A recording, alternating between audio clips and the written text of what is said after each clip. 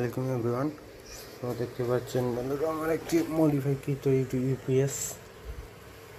ইউপিএসটি দিয়ে মূলত আমি একটা ফ্যান চালাই। এই যে এদিকে লাইন হয়ে এই ফ্যান লাইট দুইটাই চলে ইউপিএসটি দিতে। আর এখান থেকে আমার ব্যাটারি আছে সোলারের 30 অ্যাম্পিয়ার ব্যাটারি। এই ব্যাটারি দিয়ে চালাই মূলত। এখন দেখতে পাচ্ছেন এখান থেকে একটা ভোল্টেজ মিটার লাগিয়েছে। মিটারটি দেখতে পাচ্ছেন ফুল চার্জ হয় নাই। এই পিসটি মূলত যখন ফুল চার্জ হয়ে যায়, অর্থাৎ 14.3 ভোল্টে 14.30-এ উঠে যায়, তখন অটোমেটিক কাট করে। এই দেখতে পাচ্ছেন এই এলইডি মূলত আমি বন্ধ করে রেখেছি, কারণ এটার আলো অনেক বেশি, এটা চোখে ধরে।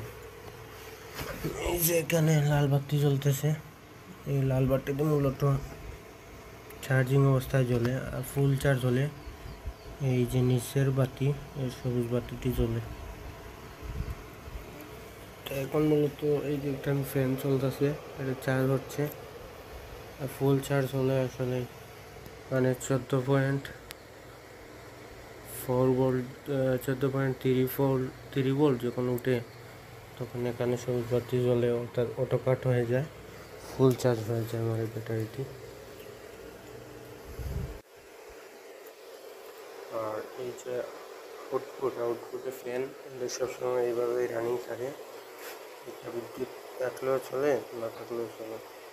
সুইচটি যদি অফ করে রাখি, এই যে দেওয়া আছে সুইচটি দিয়ে রাখি, তাহলে বিদ্যুৎ থাকলেও চলবে, বিদ্যুৎ চলে গেলে চলবে। আর যদি এই সুইচটি অফ রাখি, তাহলে বিদ্যুৎ যখন চলে যাবে, তখন এই সুইচটি অন করে দিলে আউটপুট দিবে, না হলে দিবে না। দেখতে পাচ্ছেন আমার ব্যাটারিটি সোলারের ব্যাটারি, 30 অ্যাম্পিয়ার ব্যাটারি।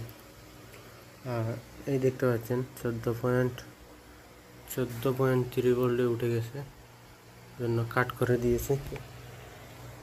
না, কাট এখনো হয়নি, দেখেন, সাথেই থাকেন। 14.3-তে যখন যাবে, অটো কাট করে দেবে।